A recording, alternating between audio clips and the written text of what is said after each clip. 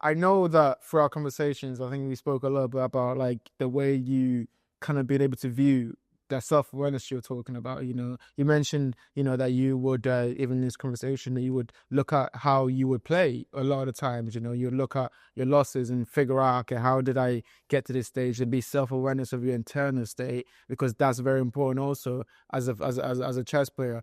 How do you deal with losses? Also, talking about that, talking about how, your ability to be self-aware of yourself, has helped you to be able to deal with losses, but also to kind of surrender that kind of internal monologue you're talking about, how you are too self-aware. Like, I know I do this, but also surrender and actually like be a man of action, I think, as you become. But yeah, what advice would you give to people about, or first off, dealing with losses, but also surrendering that kind of internal dialogue that they go through to actually just do the thing they need to do? Sure.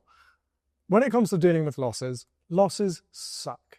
Losing at anything sucks. Failure hurts. And failure is never not going to hurt. Inherently, failure sucks. Yes. Right? You're never going to change the inherent fact that if you fail, it will hurt. Yeah. It is going to feel like you are less than. Yeah. Than you are less than you should be. Absolutely. Because we all have this belief that we should be the best, right? We all have this belief that we should be able to win at anything, that we all should be able to do anything that we want. Yeah. And we can. Yeah. But thinking that that comes with no failure is a completely flawed ideal. That's not how it works. One of my favorite sports interviews was of Roger Federer, when he was saying about the amount of games that he's won versus his losses and dealing with losses. I don't know if you've seen it, but it is the most incredible speech that he makes. I think it's at a graduation at a US university, actually. And he says, I've won over 70-something% of my games over my professional career. How many points do you think I have won? What is the percentage of points? I've had that conversation, but I don't remember this. Take a guess. Roger Federer, one of the greatest tennis players of all time. Yeah. How many points percentage-wise do you think he wins? 80? 54%. Oh my God. So even the best of the best loses just under half of every point that he wins, which is fascinating. And in that, he says that when you're playing a point, it has to be the most important thing in your life for that moment, that point. But as soon as it's gone, it's done. It is history and you're on to the next. It's the same to be said with moves, but it's the same to be said with days, with life, with action, right? Things that are behind you, your losses. The only thing that we can do with losses is either make them destructive to ourselves, focus on them in such a negative way that makes it cripple our self-worth. Or instead we can learn from them.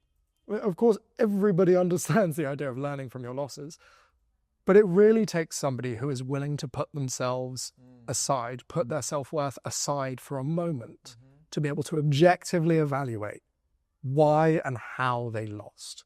And especially if it's systematic, especially if it's a reoccurring theme. Because it hurts to realize that you're flawed. Everyone is flawed, but we all have this delusion that our flaws aren't as big as they might seem, right? And they're behind a curtain, right? As long as we draw the blinds, they're not there. That's so true. But if you start to evaluate every reason why you lose, it's going to hurt for a second. But as soon as you can switch, I remember I took one of my worst losses in a game of chess ages ago, and I still remember the exact game, just bright as day. And it was crushing. I was so upset, like actually frustrated beyond belief. And the first thing I did after the game is I walked around my house. I sat down, I pulled out a notebook, said, this is the day that everything changes. I started writing. And I went through every single move, 60 plus moves, just wrote every single move about my mental state in every single position. Why did I do this? Why did I do that? Why did I do that? And at the end, Yes, it sucks. It absolutely sucks. Spending more than an hour and a half writing, wow, Lance, you are not good at chess. Right? Basically, just making myself a new one. But after doing that, it completely flipped my perspective on losing. It still hurts when I lose. I'm still a bad loser sometimes. You can ask some of my friends. I'm not always in the greatest mood after losing a game of chess. But it's about the journey towards embetterment. And you're not going to flip one day and immediately take every loss as this amazing strive towards victory. No, we're human. It sucks to lose. But if you can put in the place to put your self-worth aside for 2 seconds, to really evaluate why you're losing or why you made mistakes in anything, then you can improve at such a higher level and such higher speed than anybody around you who's not. That's very important. I completely agree. And you mentioned the journey that we're on, the journey to betterment. I've often thought about this, this pursuit that everyone is on. I think me and you are on also. I want to be the best. I want to be a master at what I'm doing. I want to be, very there. And I think it's always, every time I move forward in it goes further and I'm always chasing. Do you think we can truly ever master anything? I mean, in chess, there's literal grandmasters, so maybe that's a definitive answer. But do you think that we can truly master anything, or are we just even the very best, just still refining their process, we're just refining their skills? I think no matter where you are in your craft, you're always refining. There is such thing as the best in your craft. There is no such thing as perfection, right? There is no point in the game of chess or in the game of tennis or any sport that we are going to see absolute unequivocal perfection. But that's why we watch it, because we love to see the strive of these people. They're striving towards this arbitrary, very elusive goal of being the best. Yeah. All of us are. All of us who are really after life want to be the best. But the best is... Very small percent of people. Yeah, absolutely. But mastery, it depends on how you define it. If you define it as perfection, no. Then all of us are intermediates to advanced, but never master. But if you're considering a master the top 1%, or even just somebody who understands something at a much higher level than most, yes, we can become masters of anything. I don't think that's a gifted trait to become a master. I think that's a very driven and goal-oriented trait. That reminds me of a point you mentioned before about the relationship between intelligence and chess. How you can make the point yourself, actually, but I think you mentioned how there is too much of a kind of importance placed on how intelligent someone is and their IQ related to chess. Speak more about that also. What do you mean by that? So when I got back into chess, one of the first things that I was hit with by just anybody who I was speaking to in chess was, oh, you must be smart, or, oh, but that's a smart people game, or something around those ideas. And you come to understand that over the last 50, 60 years, media has been shoved with the idea that chess equals intelligence. I think that there's a fragment of truth in there, but I don't think that aptitude of chess inherently defines your intellectual capacity. I don't think that that's fair to say. Of course, all of the pushing from the media comes, way back when, from before the Cold War and World War II, when, in World War II we had, in the UK actually, the Enigma code, the code breakers. The majority of the code breakers who were hired were chess masters in the UK, which I thought was fascinating, right? And of course, you understand the element of pattern recognition, all of that. I think there's definitely something to be said about chess people, well, high-rated chess people and masters of chess, having this aptitude towards pattern recognition, towards calculation, all these other factors. Absolutely. But I don't think that everybody who is great at chess is inherently a genius. And it's a hard line to walk, because of course there's so many mathematical and calculative elements of chess. but also it's not everything.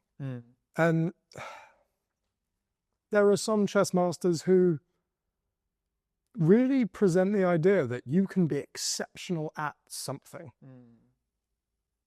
And it almost proves you're lacking in all of the other respects of life. Hyper dedication sometimes leads to neglect of other vital pieces of your life. And it's about being able to balance that. Because I would almost consider somebody who is hyper obsessed to the point of neglect for the rest of their life unintelligent, right? Yeah. I mean, whether that be emotionally or, whatever it be.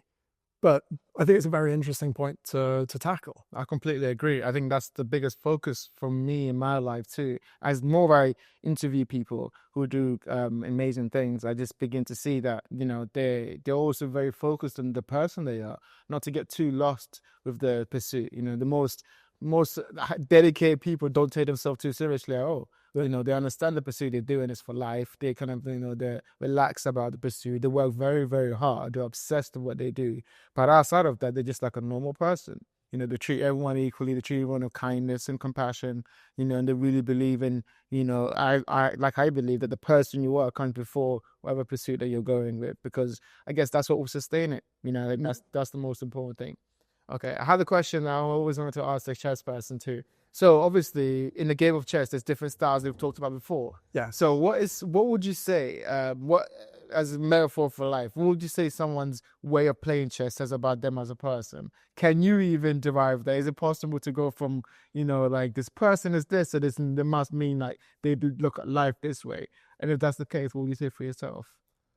I think it is quite an easy way to see into somebody's personality. The way that you conduct yourself across the 64 squares, how aggressive, how passive, how willing to sacrifice, how defensive, how even unsound, because sometimes you might push yourself into an incredibly attacking position that might be, according to an engine, horrendous. But it might be very difficult to play against. But you are aware of the fact that your position is bad, but your attack is overwhelming. And so you're willing to balance a worse overall position for a short-term attack. And it's a very interesting thing to see from people, right? Especially people who are just getting their footing in chess. Because of course at the start you might be a bit afraid, right? And so a lot of beginners, after faced with the starting move, will end up playing something like this, where they think, oh, but I'm moving, I'm staying safe because my pawn's on the edge of the board. It's not very open to attack. I've got an idea of bringing my rook out and I'm all over in the corner of the board. But that's not how the game works. That's not how you fight for advantage. That's not how you fight for a win. But people who end up wanting to play more passively and positionally, you can work that into your style. But I had a really interesting encounter with a guy who used to play for England when he was a kid. I played him over the board and I got thrashed. I have no fear in saying that. I was destroyed by this man in less than 30 moves in both games, easily. And it was really quite difficult. And he said something really interesting to me. And he said, I wasn't playing the board, I was playing you. I went, what? And he was like, the whole time we were playing, after the first 8 moves or so, when we got into the grips of things, when we were getting into the middle game, as you could consider, I realized you were hyper obsessed with your side of the board. You were hyper obsessed with your position, and I knew that you were afraid. And so I played some of the most unsound chess, and I just pushed. I didn't castle my king, I just pushed. And I saw that you were only looking at your position. You weren't looking for attacking chances. And he ended up being hyper aggressive in both games in relatively unsound manner. But I lost both games because I was afraid and I was trying to play too passive out of my fear that I knew he was better. For people who I don't know their rating, or people who are around my rating or only slightly better, I play entirely differently to people who I consider to be my superior when it comes to chess. And it's all about this fear of basically being faced with somebody who's better, being seen as less than. It all comes back to this, what we hold ourselves with. And it is something to see, across everyone. You see beginners who are playing other beginners will play extremely aggressive because they think they have a chance. But a beginner playing a more advanced person will actually weirdly end up playing a very sound game of chess out of almost fear. But it's this incredible phenomenon. But I think it's a very interesting way to see into somebody's, as I said prior, their aversion to risk. And are they going to be aggressive? Are they going to pounce on ideas? Are they going to hyperfixate? Because that's another thing. You can hyperfixate so easily in a game of chess, right? You can fixate on a corner of the board, on a single piece, whatever it may be. But if you're not considering everything, then you can lose like that. So yeah, I think this has been amazing. So thank you for this. I think no, thank you for coming. It's been a real pleasure. You're 100% right. Okay, so last question: if they had a metaphor for chess, what would you say the meaning of life is? Now we've kind of talked about all of this stuff. Can you weave in your meaning for life? What you think life is about, as a metaphor for chess? As a metaphor for chess, that might be quite difficult, but start with your meaning for life first. Let's just go there. That might be easier.